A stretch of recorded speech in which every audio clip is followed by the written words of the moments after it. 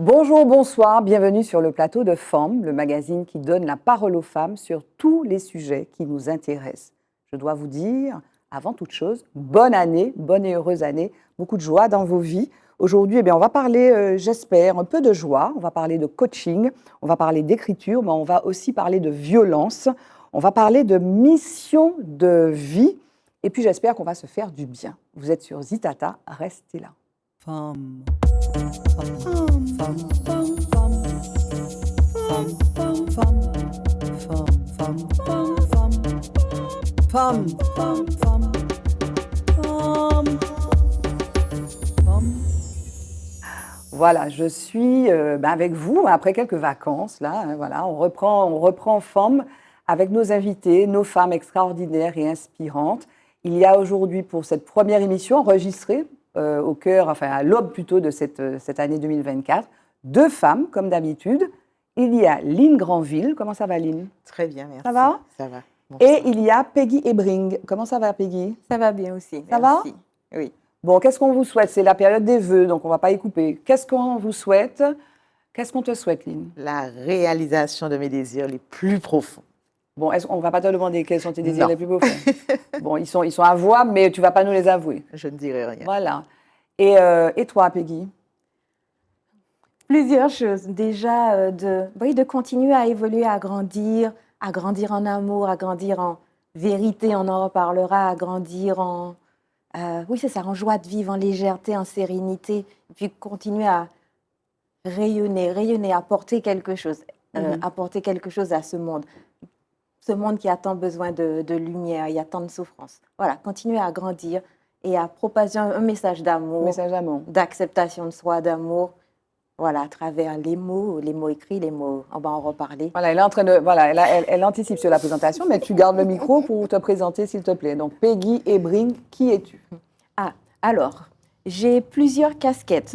Donc, j'ai ma casquette d'autrice, puisque j'écris des romans de développement personnel. Voilà, il y en a. Alors, j'ai une pile sur là.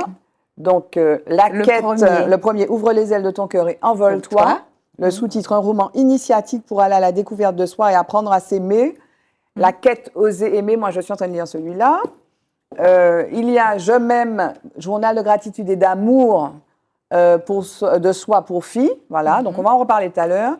Magnifique super-héros, coloriage de super-héros. Ça, c'est pour les garçons. Ça, c'est pour les filles. Et pour les filles. Voilà, pour les filles. Donc, tu écris ça avec notamment Pascal Gérald. En collaboration, tout à fait. Voilà, donc tu es auteur ou autrice, comme tu dis. Oui. Et puis, tu es coach aussi, non? Exactement. Alors, j'accompagne les femmes. En tout cas, alors c'est vraiment une période de transition parce que je le fais de moins en moins. C'est une évolution qui a commencé il y a déjà, dès déjà l'année 2023. C'est vrai que j'accompagne les femmes à découvrir, on va dire, leur mission de vie, aller vers plus d'authenticité, savoir quelle direction elles avaient envie de donner à leur vie. Mais quand je dis mission de vie, c'est mission de vie au sens large, c'est-à-dire c'est qui je suis venue être. Donc, ce n'est pas juste de l'ordre du faire, mais c'est aussi être. Mais là, on est dans le non-non de vos activités. Exactement. On va y revenir. Lynn, qui es-tu? Et je ne suis pas tout à fait satisfaite de la réponse. Mais qui es-tu, Lynn? Alors, je suis Lynn Granville, maman de deux jeunes filles, 19 et 12 ans. Je suis une passionnée des relations humaines, une passionnée de danse ballet. Ah ouais. Et je suis Lynn, tout simplement. D'accord. Et tu as grandi où? En Martinique? Alors, j'ai grandi en Martinique. J'habite actuellement dans le sud de l'île. D'accord. J'ai évolué aussi à Paris pour les études. Oui. Tu as fait quoi comme études? Alors, j'ai un BTS tourisme et un BTS responsable hébergement. Donc, j'ai essentiellement évolué dans le tourisme. Exactement, Voilà. de l'hôtellerie-restauration particulièrement. En France et ici?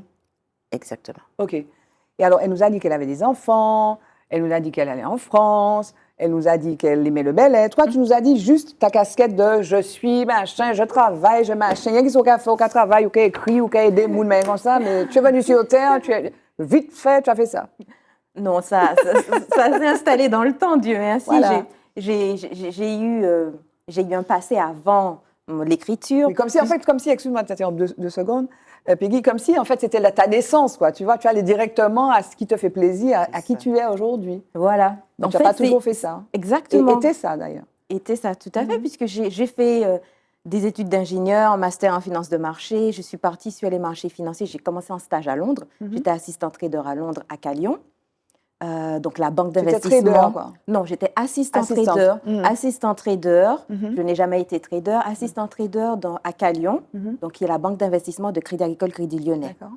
Donc, voilà, c'était un stage d'assistant trader. Et après mon stage, j'ai continué sur les marchés financiers, mais dans la gestion des risques de marché. Donc, j'étais gestionnaire de risques de marché. Donc, on gérait le risque des traders, mais je n'ai jamais été trader. Mhm. Mais c'est un milieu, excuse-moi, enfin, moi j'ai vu il n'y a pas si longtemps un film, je ne sais plus le titre d'ailleurs, mais c'est un milieu qui est anxiogène, c'est un milieu où on est comme ça, regardez le truc, ça monte, ça descend. Sur le qui-vive. Voilà, non, c'est... Oui, c'est des milieux qui sont stressants, Voilà. bruyants. Il faut vraiment apprendre à travailler un peu dans sa bulle, puisqu'en fait, on est dans une salle de marché entourée, une grande salle de marché entourée de personnes. Donc, il y a des téléphones, il y a des bruits. Pour moi, ça a été vraiment un challenge au départ, puisque même quand j'étais déjà en stage, donc j'arrive, le premier jour, je m'installe, on a déjà 3 ordinateurs, donc déjà, on commence avec 3 ordinateurs et tout. Et donc, il y a plein de trucs à regarder. Et puis, il y a un bruit constant. C'est-à-dire qu'il y a des brokers qui débitent des prix en anglais. Il y a des téléphones qui sonnent parce qu'on était sur des desks où il fallait, comme on disait, on faisait le marché. C'était en quelle année, ça? Voilà, C'était avant la grosse crise de 2008? Oui, puisque D'accord. j'ai commencé, ça devait être en 2004. Ouais, j'ai eu D'accord, mon d'accord. diplôme en 2004, c'est ça, c'était 2004. Donc, j'ai fait à peu près 3 ans, presque 4 ans à Merrill Lynch. Enfin, après mon stage, C'est une banque d'investissement? Non, exactement, qui a depuis été rachetée par Bank of America. Mais à l'époque, c'était C'est des noms qu'on connaît, ça. Mais Lynch, Goldman Sachs, Ouais, les grands, Les grands dont on a beaucoup parlé en 2008 quand il y a eu le big crash. et qui se sont fait. Oui, mais qui sont revenus quand même. Merrill Lynch s'est fait racheter par Bank of America, donc on les a renfloués. D'ailleurs, c'est pour ça. Pour moi, ça a été aussi d'ailleurs l'opportunité d'une renaissance, puisqu'en fait, avec ce rachat, il y a eu énormément de postes devenir au-dedans et beaucoup de licenciements. Donc, moi, j'ai fait partie de cette vague de licenciements économiques et ça m'a donné l'opportunité de me dire, ça faisait un moment, je me demandais est-ce que j'allais démissionner, je n'osais pas Pourquoi démissionner. tu n'aimais pas? Je sentais que ce n'était pas pour moi, je n'étais pas épanouie. Je traînais les pieds le lundi pour aller au travail. T'avais peur, quoi. Enfin, tu n'étais pas bien, quoi. Voilà, exactement. J'étais pas bien. Je ne me sentais pas chez moi. Enfin, j'avais pas l'impression que c'était ça que j'étais venue faire. Je me sentais pas à ma place. Mais alors, juste, excuse-moi, Aline aussi, tu as fait du tourisme. Qui c'est qui vous a déterminé à faire ce que vous avez fait? Qui c'est qui vous a dit c'est ça qu'il faut faire? Comment vous êtes déterminé? Parce que tu passes un bac, voilà, tu as l'école, tu passes le bac, on te dit il faut choisir, tu choisis. Quel a été le déterminant pour ton choix, par exemple, de dire que tu fais du tourisme? Alors, moi, j'ai évolué dans l'hôtellerie-restauration parce que dès mon plus jeune âge, en fait, j'avais vraiment cette envie de parler les langues étrangères, en fait. Et je me voyais hôtesse de l'air. Oui. Sauf que, il y avait des critères. Oui. Hein? Donc, mon poids m'a vite arrêtée. Oui. Et je me suis dit, voilà, j'ai eu l'opportunité, en fait, de travailler, de faire des petits jobs dans un hôtel. Oui. Et puis, ça a commencé comme ça a démarré comme ça. Et du coup, j'ai continué à me former, à faire des formations. Et puis, j'ai été recrutée par l'un des grands groupes de la place à l'époque. Et ça a démarré comme ça. Voilà. Et j'y suis restée Et 25 ans. quand tu évoluais dans ce milieu-là, parce que tu as changé, maintenant tu es aussi coach. Hein. Ouais. Tu es coach. Tu étais bien, tu étais à l'aise, ou bien comme Peggy, à un moment, tu te dis, ouais, bof, qu'est-ce que je fais, je reste pas. Alors, j'ai beaucoup aimé, j'ai envie de dire, mes années dans cet hôtel, parce que c'est une entreprise qui m'a fait grandir et qui m'a vu grandir aussi. Quand j'ai démarré, j'avais 23 ans à l'époque. C'est quoi, c'est Accor? C'est Pierre et Vacances. Ah, Pierre et Vacances. D'accord. Voilà. Donc, j'étais vraiment la plus jeune de l'équipe à l'époque. Et voilà, j'ai vraiment fait, mais pas toute ma carrière, en fait, c'est pratiquement passé là-bas. J'ai grandi là-bas. Je crois que j'ai vraiment, professionnellement en tout cas, j'ai tout appris, mais personnellement aussi. D'accord. Jusqu'au moment où, voilà, on se rend compte que, on a peut-être envie de faire autre chose. Mais personnellement, quoi, ce sont des choses, des moments... parce que l'organisation, l'emploi ou l'entreprise, pardon, la société, l'entreprise, nous met dans des relations humaines particulières, c'est ça que tu veux dire? C'est tout à fait ça. C'est tout à fait ça, Barbara. C'est vrai qu'à un moment donné, je me suis retrouvée Alors, pas frisé, mais à être en plein burn-out. Et Frisé, c'est quoi? C'est quoi frisé? Tu connais le terme? Frisé, non, je ne connaissais pas. C'est quoi? C'est lié à burn-out? Non, pas du tout, pas du tout. Je disais juste en fait que j'allais dire que j'avais frisé le burn-out. Ah, d'accord. Mais j'avais pas Ok, frisé. d'accord, ok. Ok, J'ai tu as été en burn-out. J'ai été en burn-out. Voilà. Burn-in ou burn-out? Burn-out. Burn-out, Voilà, ok, donc le burn-out. vrai burn-out professionnel, comme D'accord. ça s'entend. Et quelle forme? Excuse-moi, restons 2 secondes sur ça. oui. Quelle forme ça a pris? 4 mois d'arrêt maladie, donc bien cloué au fond de mon lit. Et tu, Voilà. en te disant, je ne veux pas y aller, tu as fait une crise? Alors, c'est quoi? j'ai fait une crise, en fait. J'ai vraiment fait une crise un matin en allant au boulot. Et ça a été, ça a été l'élément déclencheur, en fait, vraiment. Mais il y avait des choses. Est-ce que dans l'entreprise, il y avait des choses qui t'entraînaient vers ça? C'est-à-dire, comment dire, un mal-être qui était plus ou moins organisé, pas forcément voulu, hein, mais bon, il y a le défaut de management, ça me crée ces situations, ces risques, on va dire, psychosociaux, comme on dit maintenant. Ou bien est-ce que c'était lié à des relations interpersonnelles ou c'était juste toi qui faisais le point, peut-être un petit peu comme Peggy, qui disait, bon, ce truc-là, c'est pas fait pour moi et donc qui traîne les pieds? C'était quoi? Alors, c'était vraiment une problématique de relations humaines, oui. Avec ta hiérarchie, avec les gens autour? Avec les gens autour. OK. Et donc, 4 mois avec les gens arrêtés? autour et 4 mois, oui, vraiment, 4 mois arrêtés.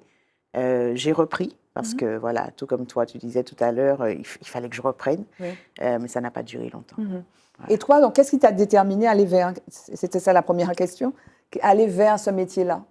Ah, c'est tout un cheminement. Ça a pris quand même plusieurs années. C'est-à-dire quand j'ai été licenciée en 2008, je me suis posé beaucoup de questions. Je suis un peu allée à la quête de moi-même. Je me dis, on me donne l'opportunité d'essayer le fait d'être autre ingénieur, chose. pardon, avant. Le fait Ah, d'être le ingénieur. fait Qu'est-ce qui d'être t'a emmené ingénieur. vers ça, oui, le fait d'être ingénieur?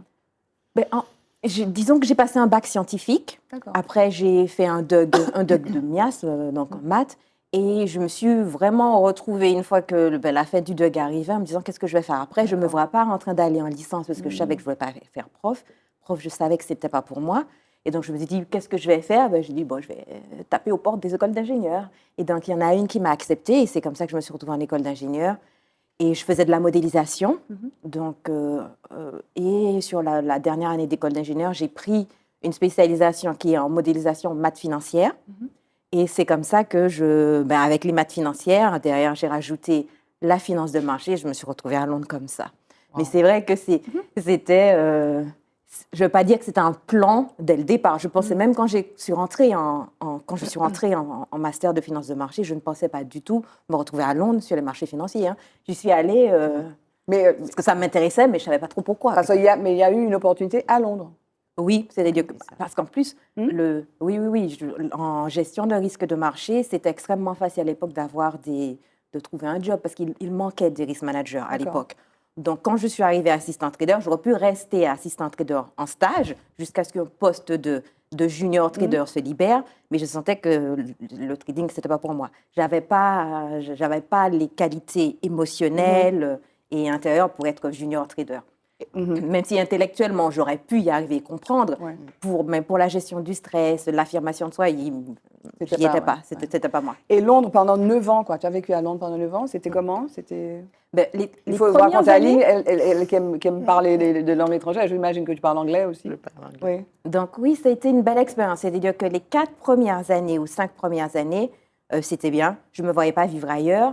Mais c'est vrai qu'au bout d'un moment, c'est une ville qui demande énormément parce que les trajets sont longs, c'est une ville qui est énorme, ça va toujours vite.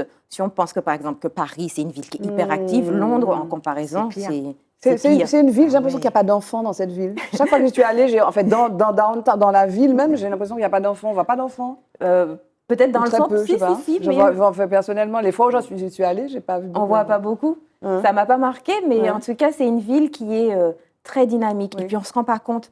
C'est du bruit tout le temps. Le métro est bruyant. Il faut marcher vite parce que les communes, enfin, pour changer de métro, c'est immense. C'est long, descendre donc il faut profondément. toujours être en mouvement. Et quand on arrive, pareil, c'est une ville qui demande d'être dans un rythme comme ça rapide, perpétuel. Il faut pouvoir et c'est fatigant. tenir. À la fin, moi, je me suis dit, je vais rentrer à Paris parce que j'ai besoin de ralentir, en fait. Et puis après, tu es rentrée en Martinique. Voilà, donc je suis rentrée à Paris. J'ai fait des études de naturopathie. Voilà, Donc, j'ai on fait y des vient, là, études. on va vers la transition, là. Voilà. Exactement, j'ai fait des études de naturopathie parce que je faisais tout un travail sur moi pour savoir ce Oui. que j'avais envie de faire. Donc la naturopathie est venue, le coaching quasiment en même temps. J'ai quasiment fait les deux en parallèle en fait. Hein, puisque au départ, j'avais pas l'intention d'être coach, mais j'ai fait, comme j'avais cette soif de conscience, de prise de conscience, de comprendre qui j'étais, en fait, j'ai fait quasiment tout le programme, j'ai fait tout le programme, pas quasiment, j'ai fait tout le programme d'un coach qui s'appelle William Whitecloud. Il a créé la Natural Success Academy. Donc j'ai tout fait. Et puis, au bout d'un moment, c'est venu très naturellement. On m'a proposé aussi, on m'a demandé est-ce que je voulais faire la certification pour devenir coach. Et ça venait, et comme par hasard, ça venait aussi dans mes méditations. Voilà, C'est la synchronicité. Voilà, exactement. Et donc, j'ai continué. Je suis devenue un de leurs coachs accrédités. Et puis, ça a commencé comme ça. Et toi, alors, parce que vous êtes coach toutes les deux, mais coach de quoi? Donc, toi, c'est William Whitecloud qui a créé. Voilà. Et toi, donc, c'est quoi donc, tu t'es formée aussi, parce qu'il faut se former. Alors, pour je être me coach. suis formée pendant que j'étais encore en poste, hein, Oui. d'accord, parce que en fait, j'avais aussi cette soif de prise de conscience finalement. Je crois qu'on y est tous à un moment donné, de qui on est à un moment Ne pas de passer notre à vie, côté, quoi. de ne pas passer à côté. C'est exactement ça. Et en fait, je me suis rendu compte que finalement, j'accompagnais et je coachais depuis très longtemps parce que mon bureau était devenu le bureau de la personne qu'on venait trouver pour X ou Y raison. Et ça a été vraiment... Ça s'est fait naturellement, en fait. Je ne me suis pas posé de questions. Je formais aussi, parce que je suis aussi formatrice, donc je formais depuis très longtemps aussi, toujours parallèlement à mon poste à l'hôtel. Et les choses se sont enclenchées, en fait. Mon burn-out est venu, en fait, conforter tout ça, tout simplement. Quand on dit que ça peut être un cadeau, une leçon, j'ai envie de dire oui, véritablement. Parce que ton corps te dit stop.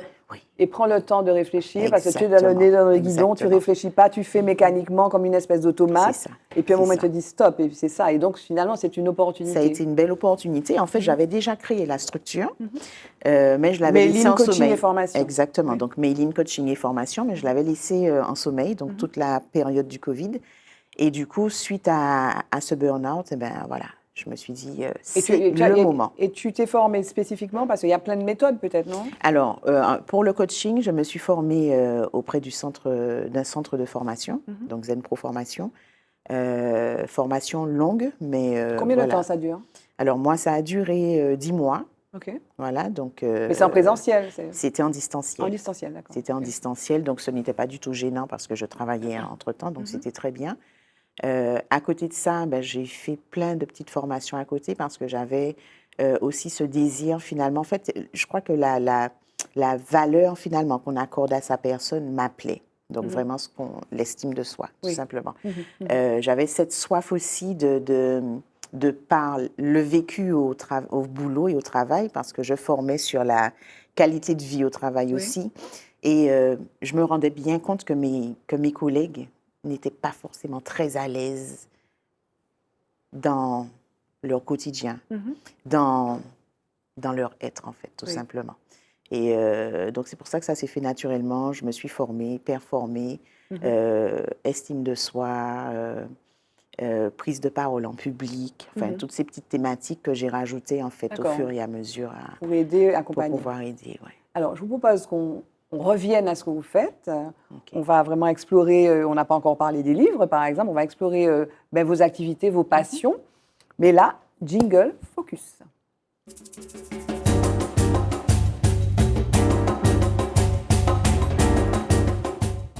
Alors, dans Focus, on sort du plateau et puis on va découvrir le monde. Alors, comme on s'est absenté quelques semaines, on avait plein de retard, donc dans notre petite revue de presse qui intéresse les femmes, dans Focus, j'ai choisi de vous parler de 3 choses. Donc, vous n'êtes probablement pas passé à côté, mais c'est bien en se le redisant. Donc, première info, revenir sur cette info Depardieu, j'appelle ça Depardieu et la petite cavalière. J'imagine que vous avez entendu parler de ce scandale autour de Gérard Depardieu, monstre sacré, je mets vraiment de gros guillemets, monstre sacré du cinéma français, qui est sous le coup de plainte pour viol depuis quelques années. Mais là, en fait, l'affaire a été relancée avec la diffusion, donc pendant ces périodes récentes, d'un complément d'enquête, donc un documentaire d'investigation qui s'intéressait à Gérard Depardieu et notamment à un voyage qu'il a effectué en 2018, il me semble, en Corée du Nord, et notamment en compagnie d'un écrivain, Yann Moix. Et alors, il y a une séquence, donc on voit vraiment Gérard Depardieu qui est lâché, qui est en roue libre, voilà, il est en roue libre du début à la fin. Et on le voit tel qu'on l'a jamais vu, probablement, peut-être celles qui l'ont fréquenté, qui s'en plaignent d'ailleurs, voilà, qui est quelqu'un de très graveleux, d'obscène. Et il y a cette fameuse séquence. Alors moi, je n'ai pas choisi de vous faire entendre, parce qu'elle est vraiment, pour moi, abjecte et obscène. Mais il y a cette séquence où il commente cette jeune fille, en fait, cette petite fille, une petite cavalière, qui est sur un cheval. Et donc, il a toute espèce d'élucubration sur le fait que son clitoris frotte la selle, etc. Donc, c'est d'une obscénité sans nom. Mais voilà, on est dans cette émission Forme, on parle de ce qui se fait et qui intéresse les femmes. Donc, il y a ce gros moment et on ne va pas développer sur les prises de position si on peut le faire. Il y a eu une tribune qui le soutenait. Le président de la République, d'ailleurs, s'en est mêlé. Il y a eu une contre-tribune, etc. Moi, je voulais juste vous rappeler, voilà, Gérard Depardieu qui parle de cette petite fille en déblatérant sur le pommeau de la selle, notamment. Est-ce que vous avez entendu parler de ça, J'en ai Lynn? entendu parler. Voilà. Qu'est-ce que vous en avez pensé, Peggy et Lynn? Bien, pour moi, il y a un amalgame qui se fait. C'est-à-dire qu'en France, je trouve qu'on a tendance à un peu trop facilement, entre guillemets, pardonner ou accepter des choses à partir du moment où on a du talent. On l'a vu avec des écrivains et on Oui. le voit encore avec des acteurs. Des acteurs. Mhm. Donc, il faut laisser effectivement la justice Justice. faire son travail. Mhm. Donc, il est présumé innocent, Oui. puisque même s'il est Le présumé procès, innocent, le procès n'est pas encore... des viols. Voilà, le Ouais. procès des viols n'est pas encore fait. Mhm. Mais en tout cas, personnellement, je me serais abstenue de le soutenir. Oui, en disant Parce qu'on s'attaque au cinéma, on Là, s'attaque à la etc. France, enfin voilà. On ne remet pas en question ses qualités Ouais. en termes d'acteur, ses qualités, etc. Ça n'a rien à voir. Mais pour moi, il y a des accusations qui sont graves. Bien sûr. Et on n'en parle pas d'une, hein, c'est une dizaine, je crois, Oui. plus d'une dizaine. Mm. Donc, je pense qu'on devrait garder un peu plus de mesures Oui. et s'abstenir Et- voilà. De Il faut commenter de ça. Et puis, commenter ça. En fait, on a du mal. En fait, en réalité, on a du mal à croire que quelqu'un qui peut être avenant, gentil, puisse aussi avoir une part de monstruosité. Mais c'est peut-être le propre de l'homme, sauf qu'il faut peut-être condamner quand c'est le monstre qui parle et puis dire, OK, c'est un acteur, certes, mais qu'est-ce que tu en penses, Lynn? C'est pas évident, ça, d'ailleurs. Est-ce que chacun d'entre nous, on fait des choses, des fois, enfin, sans aller jusqu'à ce que a pu faire Depardieu, mais on n'est ni tout blanc, ni tout noir. Il y a une part d'ombre qu'il faut accepter, mais qu'est-ce qu'il faut faire? Qu'est-ce que tu en penses de ça?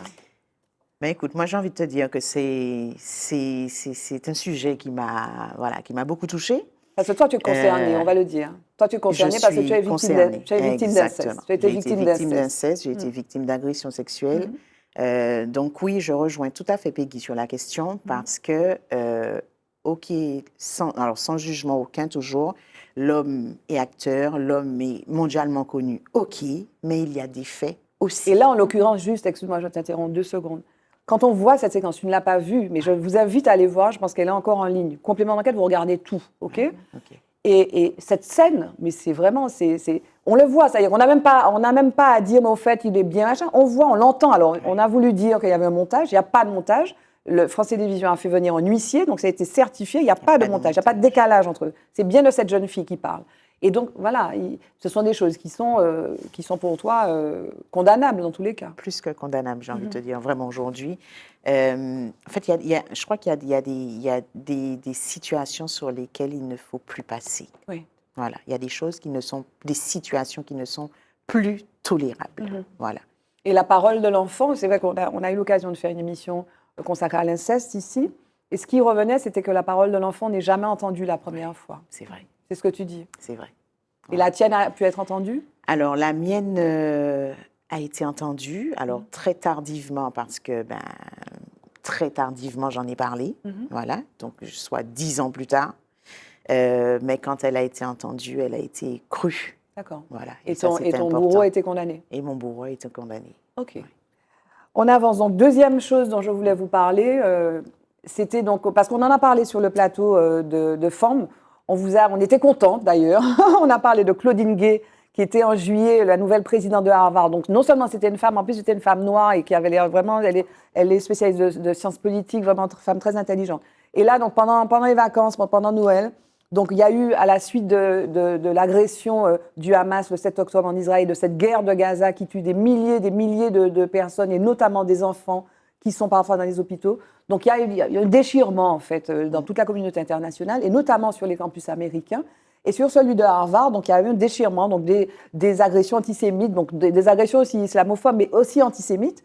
Et Claudine Gay a été entendue notamment par le Congrès américain. Elle s'est mal débrouillée. Elle a eu des réponses qui étaient probablement pas acceptables quand on a ce niveau de responsabilité pour condamner les agressions quelles qu'elles fussent.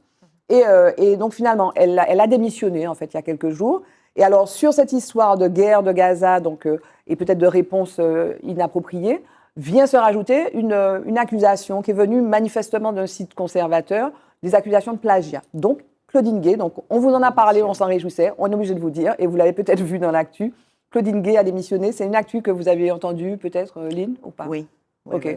Oui. Voilà, un mot peut-être, Maggie? Je trouve ça dommage. Alors, c'est vrai que moi, j'étais super contente de me dire enfin une noire à la tête d'Harvard. J'avais vu ça passer effectivement sur les réseaux, notamment aux infos.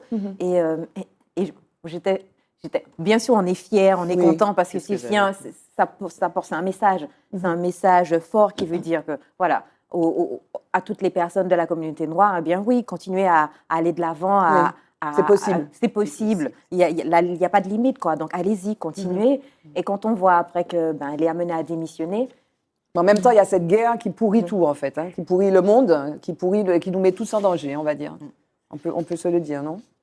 Oui, on va dire... Je trouve ça néanmoins dommage. Oui. C'était peut-être un peu précipité. Il aurait fallu attendre peut-être que les choses se calment un peu avant de démissionner. J'ai trouvé sa démission un peu précipitée. Ah oui. En même temps, elle est sous le feu des accusations. Et puis maintenant se rajoute cette histoire de plagiat aussi. Je me suis demandé vraiment, est-ce qu'elle avait le choix, en fait? Oui, peut-être pas. Voilà. Et puis, elle veut pas, en fait, qu'on parle de sa personne. C'est-à-dire qu'elle s'efface devant l'institution, parce que c'est une institution prestigieuse. Elle veut pas qu'on parle d'elle, quoi. Il faut que Harvard continue. Et donc, elle préfère se mettre en retrait. Bon, peut-être qu'elle va rebondir par ailleurs. Et puis, troisième info, écoutez ça.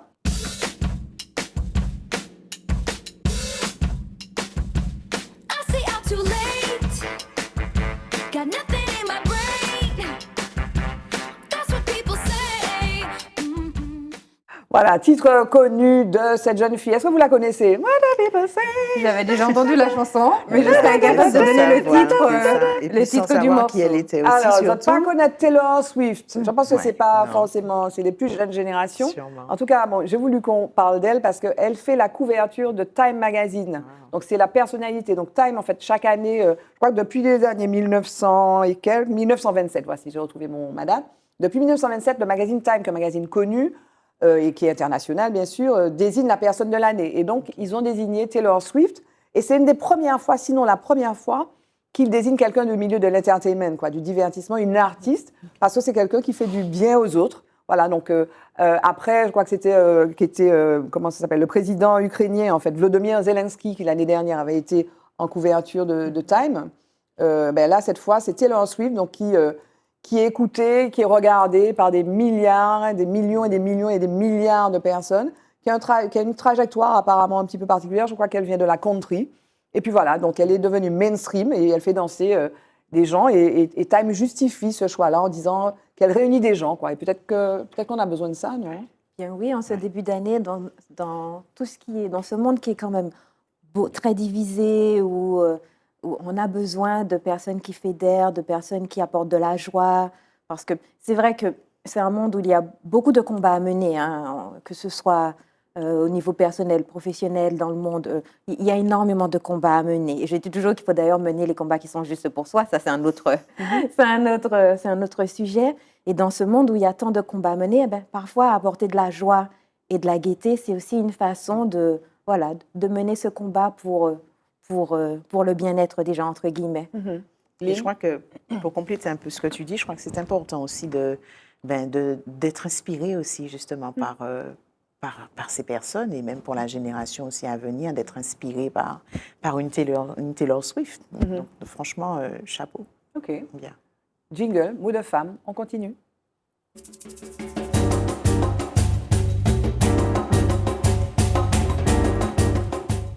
Donc, on continue à découvrir nos deux invités, Lynn Granville et Peggy Ebring. Donc, on parle de coaching, on a parlé donc des formations. Maintenant, je veux savoir qui vient te voir et qu'est-ce que tu fais, comment tu agis, Lynn, avec les personnes qui viennent te voir. Alors, ma structure a 2 volets, donc la partie formation et la partie coaching. Dans la partie formation, donc je fais de l'animation de formation pour l'instant. Je commence la conception, d'accord? Donc l'animation de formation, je forme dans le domaine de l'hôtellerie-restauration, mais depuis peu, hein, je me découvre des compétences qui sortent de moi finalement, et j'interviens aussi dans le milieu de la santé. D'accord. D'accord? Donc, Comment? alors, j'interviens sur des formations liées au milieu de la santé, mais alors, par exemple, dans des domaines comme la gestion du linge hospitalier, par exemple. En fait, des thématiques qui sont quand même liées à mes compétences, donc à ce que je connais bien. D'accord? L'hôtellerie, mais... Exactement.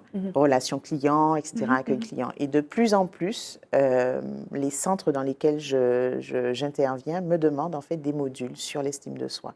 Oui. Donc, voilà. Et tu interviens? Et j'interviens donc dans les formations sur aussi cette thématique d'estime de soi. Avec beaucoup de femmes, non? Beaucoup Oui, de des femmes. hommes aussi, tu me Alors, il y disais. a des hommes, oui. Il y a des hommes. J'ai eu et j'ai encore jusqu'à la semaine prochaine, il me semble, un groupe de 15 pompistes, donc 15 futurs pompistes. Beaucoup d'hommes. Et c'est vrai que c'est vraiment un plaisir, en fait, d'aborder, en fait, cette thématique-là avec eux parce que... L'estime de soi. Voilà. Je n'ai pas souvent des hommes qui viennent à moi en matière d'accompagnement, en matière de coaching. Donc, ça me fait vraiment plaisir d'apporter, en fait, ceci. Alors, l'estime de soi, c'est vraiment ce qui t'anime ou en fait, raviver ou éveiller l'estime de soi quand tu fais magnifique princesse coloriage, affirmation positive, n'est-ce pas? En anglais, en français, coloriage de fille. Donc, magnifique fille, super-héros, c'est ça, non? Oui, en fait, je dirais même plus que c'est l'amour de soi, parce que je fais une petite différence entre estime de soi et amour de soi, parce que pour moi, souvent, en gros, de façon générale, on va dire l'estime de soi, c'est la valeur que l'on se donne, globalement. Oui, oui. C'est la valeur que l'on se donne. Alors que l'amour de soi n'a pas besoin d'éléments extérieurs ou quoi que ce soit. On peut apprendre à s'aimer juste, on a le droit de s'aimer. Intrinsèquement. Voilà, intrinsèquement. Donc, vous voyez, c'est déconnecté de ce que l'on peut réaliser ou pas. On n'a pas besoin d'avoir juste s'aimer, quoi. Exactement. Et pour moi, ça va au-delà. Et c'est la base parce que quel que soit... Dans la vie, on sait bien qu'il y aura des moments où tout va bien se passer, il y a des moments difficiles. Et justement, dans ces moments difficiles-là, c'est là où nos fondations d'amour vont être nécessaires pour pouvoir rebondir. Ça va être lié à notre vision de la vie, bien sûr, de ce que sont les difficultés, du sens que l'on donne aux expériences que l'on a, mais la fondation d'amour de soi va nous permettre de pouvoir rebondir, va nous permettre de pouvoir accepter la situation dans laquelle on est pour pouvoir la transmuter, la transformer si nécessaire, et puis voilà, grandir justement. Pour moi, c'est la base. Trop de dépression, trop de moments où on est down peuvent être liés. Je simplifie, bien sûr. Hein, c'est plus compliqué que ça. Peuvent être liés justement à ce manque d'amour, parce que c'est une fondation, c'est un pilier à l'intérieur de soi. Et c'est ça qui nous permet de continuer à avancer. Mais alors donc, là c'est un peu, alors je vais me faire provocatrice, un peu méthode Coué. Je m'aime, je m'aime, je m'aime, je m'aime. Tous les matins, je me regarde dans le miroir, je m'aime. OK? 10 affirmations positives à haute voix, dès que possible. Donc, ce sont les conseils. Donc, les petites filles, des petits, en fait, il faut apprendre à s'aimer. Je te conseille de remplir une page chaque jour. Donc, donc ce sont les consignes. Je m'aime et je suis aimée. OK? Je suis bienveillante. Donc, ce sont des affirmations. Donc, ça, c'est la pensée positive. Tu as pratiqué. Tu pratiques ça, toi, Lynn? Je pratique la pensée positive à ma manière. Alors, moi, je préfère dire que je pratique la pensée vitaminée. Oui. Parce qu'en fait, je pars du principe que toutes ces notions, justement, liées à l'estime de soi, donc l'amour de soi, la confiance en soi, en fait, pour moi, ce sont des vitamines. Oui. Et comme disait Peggy, le fondement, la base. D'accord? Donc, je me nourris aussi de ça. Et toi, tu as dû reconstruire ça, toi. Tu as dû construire ça. Exact. Parce que ce qui t'est arrivé était violent. Donc, et tu as trouvé... Où est-ce que tu as trouvé cette force-là? Donc, franchement, Barbara, je ne sais pas. Je suis honnête parce qu'on me pose souvent la question. À 48 ans aujourd'hui, je ne sais pas. Passé, je quoi. sais juste que, voilà, il y a eu un cheminement, il y a eu, voilà, les années se sont passées et je me suis juste rendu compte, en fait, il y a quelque chose qui me reste, en fait, aujourd'hui, c'est que à l'époque, je me suis dit, Je ne veux pas survivre, mais je veux vivre. Je veux Et ça vivre. m'a porté. Ça parle à Peggy. Je suis remplie de joie et d'amour. Quelque chose. Alors, c'est des choses c'est des petits cahiers à compléter par les jeunes, par les filles notamment. Les 7 choses qui te font sourire. C'est important de rire. Oui, c'est important c'est de important. rire. C'est une thérapie de rire, n'est-ce pas? Exactement. Oui. C'est important de Et rire. puis, en fait, De quand rire j'ai de fait soi. ce livre aussi, je voulais bien sûr que l'enfant travaille sur l'estime de soi, l'amour de soi, mais aussi pour que l'enfant se rende compte qu'il y a plein de petites choses qui sont merveilleuses dans sa vie. Il y a des grandes choses. Parfois, on ignore un peu toutes ces petites choses qui font la beauté et le bonheur dans le quotidien. Et je voulais éduquer l'enfant à avoir de la gratitude pour ces petites choses, parce que en fait, c'est un état d'esprit, c'est une posture face à la vie qui va être essentielle quand on va grandir et avoir des moments difficiles. C'est, voilà, je vais construire mon bonheur aussi grâce à la gratitude. Il y a plein d'études qui ont été faites sur l'impact de la gratitude dans l'éducation. On sait que les enfants qui ont plus de gratitude sont, par exemple, ont tendance à moins faire d'anxiété, de dépression plus tard en grandissant. Ils ont même des meilleurs résultats scolaires, un petit peu meilleurs. Donc, c'est tout simplement parce que quand ils sont dans la gratitude, ils ont de meilleures relations aussi avec les autres. Donc, ça impacte plein de choses, le fait d'avoir de la gratitude pour ce que l'on a et qui l'on est. Et donc, il y a des femmes inspirantes, comme vous, mesdames. Donc, Maryse Condé. Donc, c'est à la fois ludique, mais il faut travailler un petit peu, et puis il faut lire. Donc, Maryse Condé, il y a Jocelyne Berroir, il y a Lupita Nyong'o. Exactement. Enfin, il y en a plein d'autres. Oui, il y a donc 3 Américaines, 3 Antillaises et 3 Africaines. J'ai dit Jocelyne Berroir, j'ai dit Maryse Condé. Il y a Chimamanda, par exemple. Voilà, il y a Uzan Palsi. Voilà. Et Chimamanda Ngozi Adichie, voilà. Et voilà. Et donc, il y a ces choses-là. Donc, ce sont des livres qu'on trouve effectivement en librairie et qui sont pour tous les enfants, en fait. Oui. Alors, c'est vrai qu'idéalement, c'est plutôt à partir du CM1, je dirais, plutôt vers les 8 ans. Si vous voulez que l'enfant le fasse en autonomie, après, j'ai des parents qui les achètent pour des enfants qui ont 6 ans parce qu'ils vont accompagner l'enfant et ils le feront ensemble. J'aime mon corps, j'en prends soin, je fais du sport, je mange des crudités, il y a plein de choses, en fait, ça part dans tous les sens. Oui. Je trouve ça magnifique. C'est super, oui. Ça part dans tous les sens. Acte de gratitude. Avoir un corps, c'est génial car il nous permet de faire plein de choses. En tout ce que ton corps te permet de faire. Donc, c'est vraiment l'enfant, effectivement, se pose des questions. Oui. Et puis, peut-être qu'il va chercher, il fait les choses aussi avec son entourage. Voilà, il y a un petit dé à découper, il peut jouer avec ses amis ou sa famille. Un petit jeu de gratitude. Voilà. Tu connaissais, Peggy? Alors, je ne connaissais pas du tout, mais je suis agréablement surprise parce que je crois fortement qu'il faut que l'on commence maintenant Oui, avec les enfants. Oui, les plus petits. Exact. Faire du yoga, faire s'ouvrir à la nature. Je t'aime, tu es aimable. Exactement. C'est ça, il faut dire ça. Je trouve qu'on ne dit pas assez aux enfants qu'on les aime, qu'ils sont aimables. Hein. Et puis, parce qu'on reproduit, les enfants reproduisent aussi. Ils reproduisent, mais après, c'est surtout qu'on est super étonnés que les enfants eux-mêmes ne nous disent pas qu'ils nous aiment aussi. Oui, mais je trouve, personnellement, ça c'est vraiment, je parle à la première personne, je trouve qu'on on fait pas assez de place aux enfants. Oui. Ils sont là, mais vraiment, enfin, tous les jours on voit ça, on est sur notre portable, enfin je dis nous, je m'inclus, hein, même si moi j'ai plus d'enfants aussi petits, mais je vois, on est sur le portable et viens, allez, viens. Mais non, les enfants, on a besoin de leur parler, de leur regarder, de leur dire qu'on les aime, quoi. Et en fait, on souffre d'avoir pas entendu ça de nos parents. Oui. Vous avez, vos parents vous ont dit ça? Pas Alors, Dieu, au cas un petit peu. Mon père, non. Mon père, non. Ah bon? Ma mère, un petit peu. Mais c'est vrai qu'il y a cette espèce de pudeur de Pudeur de l'éducation qui ça? Pudeur de qui ça? Il n'y a pas qu'à tchember, ouais, comme ça. Tenez-moi dans vos bras. Puis... Ma mère, par contre, faisait des câlins, oui. Mais c'est vrai que... Je n'en ai pas souffert. Tu n'en as pas souffert? Non. Tu as eu ça, toi? J'ai eu ça, alors de ma mère à volonté. Tant mieux, tant mieux. Et je dirais, j'ai envie de dire mon père aussi, parce que... Tant mieux. Voilà, donc je ne généralise pas. Bon, mais messieurs et dames, faites ça. Alors, oui, c'est important. Oui. On voit même d'ailleurs dans les coachings, souvent, quand on travaille avec les gens, eh bien, ce manque d'amour, et puis le toucher, par exemple. Voilà, il revient. Voilà, c'est ça, non? Et alors, juste, revenons sur l'histoire d'estime de soi ou d'amour de soi. Qu'est-ce que ça fait faire de ne pas avoir de l'estime de soi? Qu'est-ce que ça fait faire? Toi, avec les gens que tu rencontres et toi? Ça rend, disons que ça rend plus pessimiste par rapport aux situations. C'est-à-dire que quand on a... En fait, on va manquer de courage pour oser.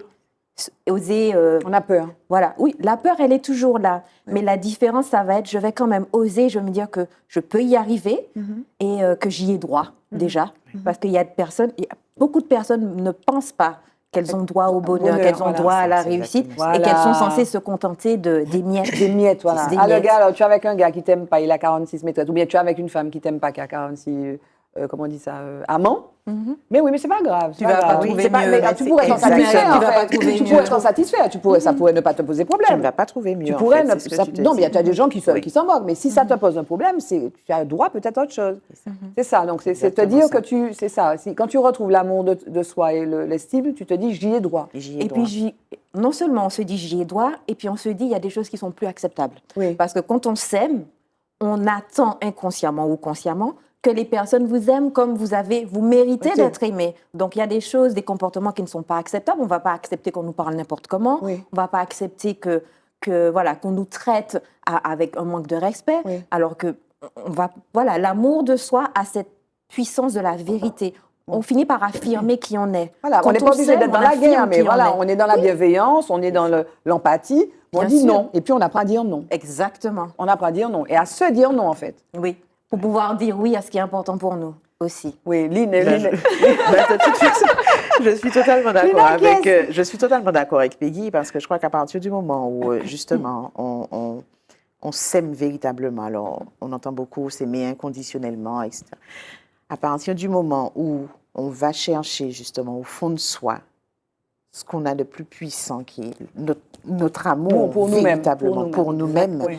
je crois qu'il n'y a plus rien qui nous arrête. Oui. La peur, comme dit Peggy, elle sera toujours là, Oui, mais on y va. oui, On oui. ose, on se sait qui on surpasse. est. On sait qui on est. Et on n'a pas peur d'être, faut dire, on peut être seul, etc. Oui. Et on n'est Oui. plus forcément dans des relations toxiques. Parce qu'il y a des gens qui sont aussi dans la répétition de choses. Alors, ça me permet de faire le lien. Moi, je suis restée. Alors, pour tout dire, pour être tout à fait sincère, donc j'ai lu ce livre en diagonale. Bon, j'ai pas tellement. Je vais le lire. oui. Mais là, j'ai vraiment accroché ça parce que c'est une histoire d'amour, c'est une histoire C'est une de quête comédie de soi. romantique. Donc là, voilà, romantique et tout, la quête oser aimer. Donc on est dans ça en fait, cette femme qui est dans une espèce de recherche. Il y a un mot qui vient derrière nous là depuis tout à l'heure qu'on n'a pas encore commencé. La recherche de sa mission de vie en fait. C'est quoi la mission de vie? Et donc qui est dans des relations, qui est entre deux et tout, et puis pap, qui tombe sur un truc. Ça se passe à la Barbade. Et alors, c'est un peu chaud quand même, hein, c'est un petit peu érotique, voilà, tout y est. Allez, un Tout ce petit que chapitre. Tout y est, tout y est. chaud. Elle a vraiment la bonne recette, tu sais, pour t'accrocher. C'est pas 50 nuances de gris, mais bon, c'est presque. Non, Mais le truc, tu vois, bon, l'ambiance et tout ça, le beau gars, le fameux Richard, etc. Et elle aussi, qu'on imagine sublime dans un contexte de rêve, la Barbade, enfin vraiment. C'est quoi le fin mot de l'histoire là? Donc, la quête, ouvre tes ailes, les ailes de ton cœur, envole-toi, et oser aimer. C'est quoi le fin mot de l'histoire? Oula. Donc, le premier, c'est une quête de vérité. Le premier volume, je veux dire. Hein. Donc, c'est une quête de vérité, c'est une quête intérieure. Et le deuxième volume, c'est la quête continue, mais sous forme de, OK, maintenant, si je veux aimer dans ma vie, si je veux créer une relation de couple qui soit un minimum épanoui, ben, qu'est-ce que ça requiert? Qu'est-ce que ça requiert d'aimer? Ça, c'est une des questions, en fait, du livre. Qu'est-ce que ça requiert d'aimer? Et une des réponses données, c'est que, notamment, ça requiert de se connaître soi. De soi. Voilà, c'est ça. C'est ça, Lynn. Mais c'est totalement ça. Hein. Alors moi, je parle rarement de se connaître soi, mais je parle vraiment de découverte de soi-même parce que je crois que c'est un voyage pour moi. Oui. Moi, je le vois vraiment. Ça continue. Il n'y a pas de fin. Il y a pas de peut-être fin. un début, mais il n'y a Exactement. pas de fin. Exactement. Et tous les jours. Et tous les jours, on se découvre. Et alors, c'est quoi? Parce que c'est quand même un petit peu, un peu mystique, on va dire, hein, pour aller un peu mystique. Il y a des choses qui sont de l'ordre, de la spiritualité, Qualité. mais poussez loin, quoi, poussez loin. On pourrait ne pas te suivre, hein, d'ailleurs. Moi, j'ai suivi, bon, moi, ça me va, tu vois. L'ange gardien ou des gens comme ça qui sont la Ferry, par exemple. Il y a un personnage qui s'appelle Ferry, qui la prend par la main et qui lui ouvre un petit peu les choses en disant, mais non, tu es trop dans la rationalité, laisse-moi aller, et puis laisse le cœur parler, laisse les choses arriver, etc. Moi, j'aime bien Ferry. Mais c'est quoi la mission de vie? Alors, pour moi, la mission de vie, c'est une mission d'être. C'est qui on est venu être. Donc, c'est ce qu'on est venu incarner, c'est qui on est venu être sur cette terre. C'est qui on est venu incarner, qui on est venu être en termes de qualité. Peut-être qu'on est venu être plus aimant, grandir en amour de soi, grandir en bienveillance, en patience, acquérir un certain nombre de qualités. Donc, c'est qui on est venu être en termes de qualité. Et bien sûr, tout cela va se traduire aussi en termes du faire. Parce qu'au début, moi, je suis quelqu'un, je suis très dans le faire. Oui, faire. Faire. Et Oui. pour moi, la mission de vie au départ, c'était, bon, on va faire ça fait partie, ça semble aligné, ça résonne, c'est en alliance, c'est en aligné. alignement avec le cœur, on va faire ça. Et je me rends compte que maintenant, avec le temps, et que le faire, de toute façon, découle naturellement de l'être. Et qu'il il va être imprégné de l'être. C'est-à-dire que si je suis quelqu'un qui est spirituel, voilà, donc, et que je décide que ma mission de vie, c'est une partie de ma mission de vie, par exemple, c'est de créer un orphelinat en Afrique du Sud, un exemple, par exemple, eh bien, qui je suis va imprégner cet orphelinat. Oui. Je suis quelqu'un de spirituel. Oui. Peut-être que mon orphelinat, et ça ne va pas être l'orphelinat de monsieur et madame tout le monde, il Bien va sûr. imprégner. Donc, pour moi, c'est les qualités que je suis venue apporter, développer, acquérir, tout ça, c'est ma mission d'être. Voilà. Mais ça te replace dans un environnement, ta mission de vie. Vis-à-vis des autres, non, Lynn? Oui, alors moi j'ai envie de dire que je suis amour. Je me vois comme un être d'amour en fait à la base. Donc ma mission de vie en fait c'est celle-là C'est aussi. lié à ça. C'est lié à ça. Dans mes accompagnements, dans mes coachings, alors n'en déplaise à certains, il y a de l'amour. Il y a de l'amour parce que je ne peux pas accompagner si au fond de moi, alors Peggy parlait du faire et elle a totalement raison. On n'est pas que dans du faire en fait. On n'est vraiment pas que dans du faire. Et ma mission de vie aujourd'hui, c'est celle-là. C'est accompagner le maximum de femmes et d'hommes, mais aussi de leur donner de l'amour. Et donc, les dames qui viennent te voir, qui n'ont pas confiance en elles, qui ont été peut-être victimes de violences aussi, donc c'est recréer finalement cette confiance en elles-mêmes, cette estime, et puis remettre l'amour au cœur de leur vie. Alors, la première chose, en tout cas, serait de les accompagner à aller chercher qui elles sont aussi, déjà avant tout, en fait. D'aller chercher véritablement qui elles étaient, ou qui elles ont été, qui elles ont oublié Qu'elles à un étaient. moment donné. Tout à fait. Voilà. Est-ce que dans vos pratiques, les gens que vous rencontrez, est-ce qu'il y a parce que sur le plateau de femmes, on a vraiment rencontré beaucoup de dames qui disent, d'ailleurs comme vous, qui ont aussi changé, qui disent « je veux me connecter à moi-même ». Ça arrive de plus en plus, notamment peut-être après le Covid, non? Je pense aussi. Des gens qui disent, comme on disait tout à l'heure, qui ne veulent pas passer à côté, et qui disent « je veux me reconnecter », et qui des fois font des choix aussi radicaux, non? Vous avez ces expériences-là peut-être, Lynn? Alors, perso, Oui. je l'ai vécu. Oui, hein. toi. Moi, j'ai fait un choix radical. D'accord? Tu laisses 25 ans de carrière derrière toi. Tu décides que du jour au lendemain, ben voilà, tu vas vivre de ça. Et c'est Point. pas autrement. Les autres ne comprennent pas, en fait. Oui, oui. Mais mon choix, c'était celui-là. Ben Toi oui, aussi? quand j'ai quitté la banque d'investissement, Ah ouais, tu comprends. ah oui, Tu gagnais ta l'argent, je gagnais très bien. tu avais une belle maison, Donc, etc. non, il y Là, tu a as fait plein de d'autres personnes choix, qui ouais. n'ont pas compris. À l'époque, j'étais mariée. Oui. Mon ex-mari, il n'a pas compris non plus. Il a dit, mais tu vas quitter un job hyper bien payé pour faire quoi? Naturopathe? Ça gagne quoi? 1000 balles par mois, naturopathe? Et j'ai dû vraiment rentrer à l'intérieur de moi pour sentir ce qui était juste. Et la chance aussi, c'est qu'à l'époque, j'étais aussi coachée. Ouais. Et donc, on a fait tout un travail pour aller s'assurer qu'est-ce qui est juste Oui. pour moi à l'intérieur. Si j'enlève tout le bruit extérieur, voilà, et que je Et t'écouter, quoi. et je m'écoute. Et oui, c'était la naturopathie. Et donc, je suis passée, là où c'était fort quand même, c'est que je suis passée en 4 mois de, je ne sais pas c'est quoi le mot naturopathie, à je m'inscris à une formation pour devenir naturopathe en 2 ans. Mais attendez, Parce que c'est juste. Mais c'est ça. attendez. Il faut déconstruire ça. Il nous reste peu de temps. Mais l'histoire de je sais pas, tu vas pas savoir. Non, tu sais pas, tu apprends, tu sais. Et tu travailles chercher, et tu en fait. sais. Avant de savoir, avant d'être dans le tourisme, tu savais pas et tu t'es formé. Donc, so what? C'est quoi le Et avant de problème? savoir quoi? marcher non plus. Voilà, quand mais on est petit. si tu écoutes, en fait, dans ces choix-là, si tu écoutes les gens, mais oui, tu as une image, on te connaît comme ça, tu es marié, il faut rester avec le mari, tu es machin, comment tu viens de famille, on te voit. Enfin bon, il y a plein de choses qui pourraient faire que tu dises, mais non, je reste où j'en suis, et puis je courbe les chines jusqu'à la fin. Et pour moi, c'est une posture aussi face à la vie et face à soi, de ne pas se laisser enfermer dans des définitions. C'est pour ça que maintenant même, je fais beaucoup plus attention à ce que je mets derrière je suis là, parce que c'est très facile. Par exemple, je dis que je suis écrivaine, mais en fait, limite, il faudrait que j'arrête de mettre... Parce que parfois, quand on se donne des définitions, on a tendance à rester enfermé dedans. Oui, oui, C'est-à-dire oui. que ça devient une partie de mon identité. Et changer d'identité, c'est difficile. Changer d'activité, c'est Non, plus tu es facile. slasheuse. On va dire que tu es slasheuse. Moi, je dis ça. Je suis coach, on me dit, tu fais quoi? Mais je suis là, je fais ça, et puis j'ai une fille, et puis je suis ceci, et puis je suis ça. Et puis Mais voilà, peut-être, il faut c'est sortir ça. des Oui. cases. Exactement. Et du cadre. Et c'est pour ça qu'il faut s'autoriser à le changement. Voilà. C'est Et puis, dire que- et puis faire confiance à son intuition. Exactement. C'est pour ça que je travaille beaucoup avec Mot super l'intuition. important. Enfin, dans le coaching, Toi aussi? je travaille beaucoup Énormément, avec l'intuition. énormément. Mais l'intuition, c'est quoi? Parce qu'on apprend. Moi, j'ai un livre chez moi, Travailler son intuition. Comment on fait, les filles? En fait, c'est de la pratique. Hein. C'est de la pratique. Donc, quand les personnes viennent me voir, donc il y a un certain nombre de méditations.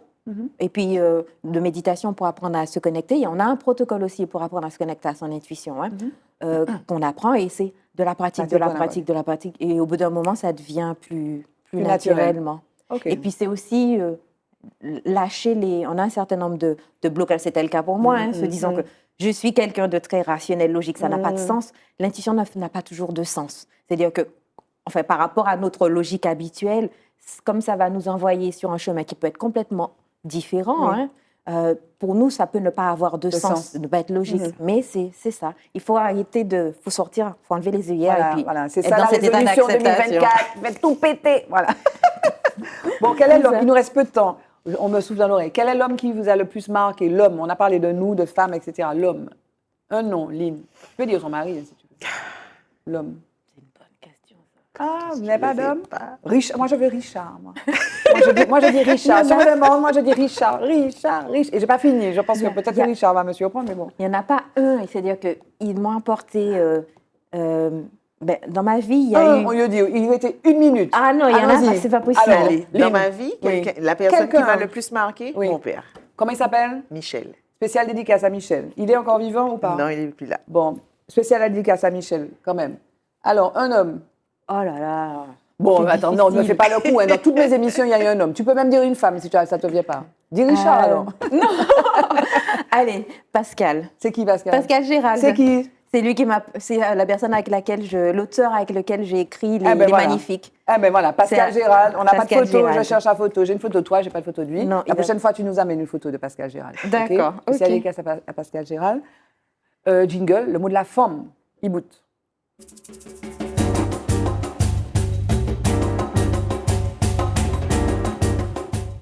Donc, il boot, hein. On a passé 52 minutes, vous avez vu le temps passé passer? vite, hein. C'est passé Maman, vite. tout est passé vite. Alors, je perds mes feuilles.